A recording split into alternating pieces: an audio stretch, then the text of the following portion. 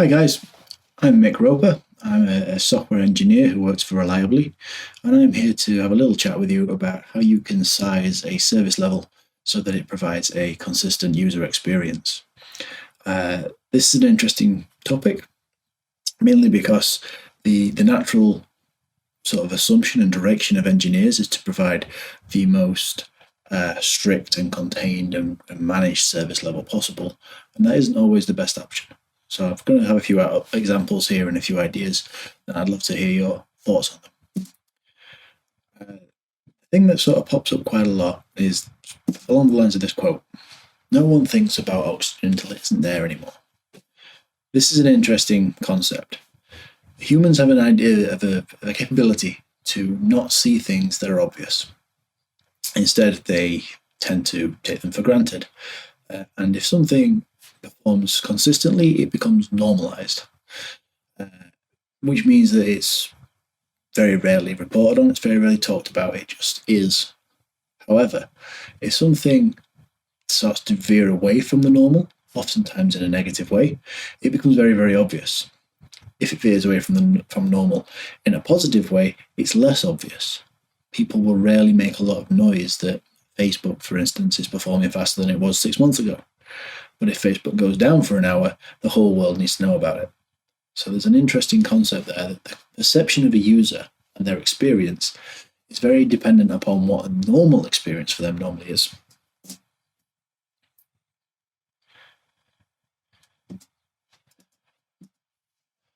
An interesting thing about SLOs is that they implicitly set that user expectation. Going to the Facebook example, Facebook has no expectation that it will satisfy your request within 100 milliseconds, or that the news will even be honest. It's Facebook, so manage your expectations. So what a service level gives us is an opportunity to manage that expectation by not setting it too high, but also not setting it so low that they want to look elsewhere. This is an interesting point. It needs to be something that not only the user can accept, but you can maintain. There's no point being okay sometimes and bad the other times. Sort of driving that point home, it's better to be consistently okay than occasionally brilliant. This is an important point because we get told an awful lot in tech that we can scale infinitely, that we can use unlimited resources, that our users can be based around the world and work in any time zone, and we won't care. And it's not necessarily true. It's possible, for sure, but it all comes at a cost. Sometimes that cost is simple dollars. Other times that cost is the sheer size of an engineering team or the complexity of an application. And oftentimes it's not required. An awful lot of times you'll look at a system or even ways of working and you'll think, well, we don't really need the extra stage in our development lifecycle. We don't need this extra region in our deployment operations system. We don't need this extra complexity between the database and the business engine. When we're talking about these things, we must always look at them from the perspective of the user's experience. Whenever we add something new, it should help to build a consistent picture and not one that wildly swings. So if you bring a new product in there or a new piece of technology in there, that would mean that when you're in high saturation, it performs significantly worse. You've got to be careful there because that's really doing damage to your consistency. Basically said that this will work brilliantly until the moment where it's under pressure, at which point it will all fall over. This is a pretty common occurrence if you've got a transactional database, an old ACID-safe database, where we value consistency over availability. It's a pretty common thing. Another obvious thing is that you need to be able to handle the perception of failures. If you're consistently good and a failure happens, then you're seen as only being occasionally good. You need to be able to manage that. So sometimes it's actually worth winding in your potentially brilliant application to make it just acceptable.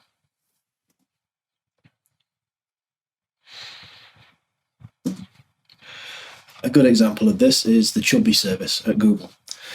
Chubby is actually a service that's pointed out in the SRE handbook by O'Reilly, and it's an interesting one because it solves an awkward problem, at Google at least, which is how to manage distributed transactions.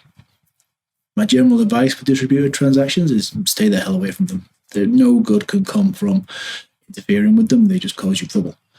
In the case of Google, they sell data services, they sell them worldwide. Chubby is a requirement for them. That's pretty much the only case where you should touch them, really. But Chubby had an interesting little problem in that it was too successful. It was too good at what they did. It was very reliable and it was incredibly performant, which meant that no one at any point of these very complex systems that were depending upon Chubby ever built a system where they thought this might fail. They never built the expectation that what happens if Chubby isn't there anymore. And inevitably, when Chubby went sideways and the Google services were badly impacted, awkward questions are asked because the expectation now no longer meets the reality. The way that the Chubby guys got around this, the guys who managed the Chubby service, was to introduce error budgets and to effectively dial back the capabilities of the service. If it ever started to exceed its capability or its baseline, their version of OK, they would immediately inject faults and inject latency and generally tone the whole thing down so it came back down to the baseline of OK. This had a couple of nice benefits. One, it made sure that the user expectation was well managed, but also it made sure that the guys who managed the Chubby service were able to understand the difference between excellent and OK and craft their application accordingly. That could mean winding down its capabilities, reducing the infrastructure load, reducing the effort of the engineers, and generally building a service that's more valuable on a case of return of investment. So what does this mean for anyone outside of Google? We want to avoid inconsistent service performance. And inconsistency is both ways. If you have an average latency, say, of 300 milliseconds, occasional 100 milliseconds are fine. Occasional 500 milliseconds might also be fine, but you've now got inconsistency.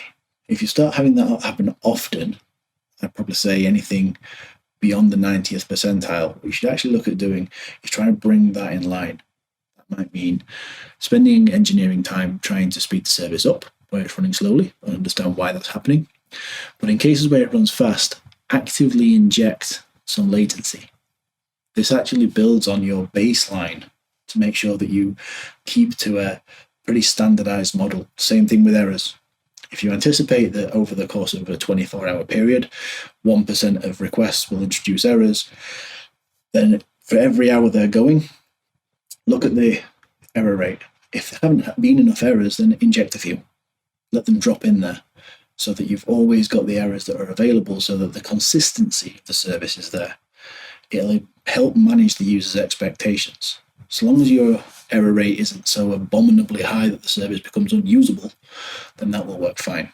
What you're doing there basically is engineering a baseline that is acceptable to both you and your users. And the final bit is to inject some turbulence.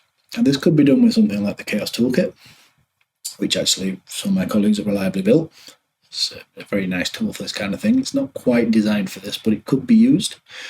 But certainly using tools that inject latency, having some mechanism that's able to dynamically understand the state of the overall application experience and decide what to do with it is valuable. These tools don't exist off the shelf, but they're not hard to build. So, food for thought there. A piece of feedback I often get with this kind of thing is, yeah, but these things are all true, but it's not a reason not to do it. Yes, SLOs are contextual. What I mean by that is just me saying, take this in a 24-hour period. Some people will come back and say, well, our app is only used during office hours.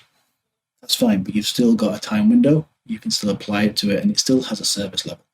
There's still a benefit in making that service level consistent. Ideally consistently good. We don't want consistently bad. My SLOs aren't static. No SLO is static. SLOs are always going to be dynamically affected, not only by what you're doing internally, but by what's happening externally. If a lot of users come on board, it's going to affect things. It's going to change the way the app works, and you might have to modify your objectives appropriately. By the same time, you might want to make some changes internally to embrace a new stack or work towards a new feature, which are going to also affect your objectives. So long as that change isn't dramatic, so that you're giving your users whiplash, it's going to work pretty well. And one that I've heard a few times as a reason not to do this is, my users want perfection. All users want perfection. What you tend to find is that the 80-20 rule is very, very applicable to a user. They'll get most of the value from 80% of the product, but make the most noise about the 20%.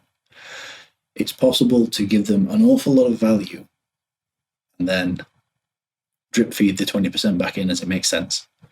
As long as the experience is consistent, the users will generally enjoy it, so long as there's still value using your product. I'm assuming if you've got users, there's value to it.